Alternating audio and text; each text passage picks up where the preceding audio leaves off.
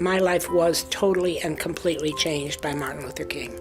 In part because he helped me to see a Christian faith that had meaning and purpose and energy and force and courage that I hadn't seen before. I was a young housewife when Martin Luther King came to Cleveland.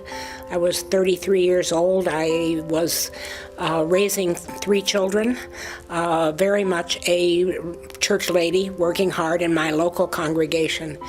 And there came a moment in which I was appointed to a committee when Carl Stokes was running for mayor of Cleveland, and Martin Luther King came and helped to inform that movement and to give energy by doing a voter registration campaign.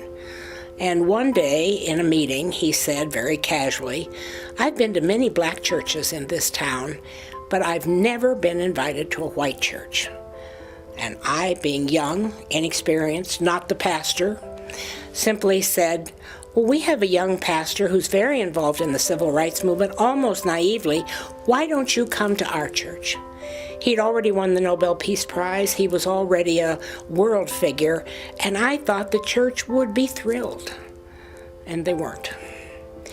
Many of them were very upset that this could happen in the church. Many more wanted him to be there, but it engaged the church in a major battle, and in ways that I had no appreciation for until it happened. I was married to a young lawyer, working hard to become a partner in one of Cleveland's best law firms. And people began to say, "If you don't get your wife to stop doing this, we're going to take our business out of your firm." And it created a split in the marriage. It created a drama in my own house. I had no idea what was going to mean to have simply said, "I go, and if I perish, I perish." But finally, it seemed so right to me.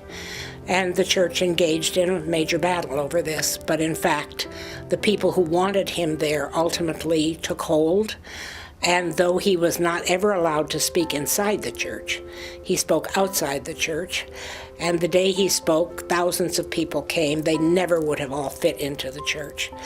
And so for the years that follow, that church has ever since then benefited really by the visit of King. But it was in its day not only painful for the congregation, but personally very, very costly.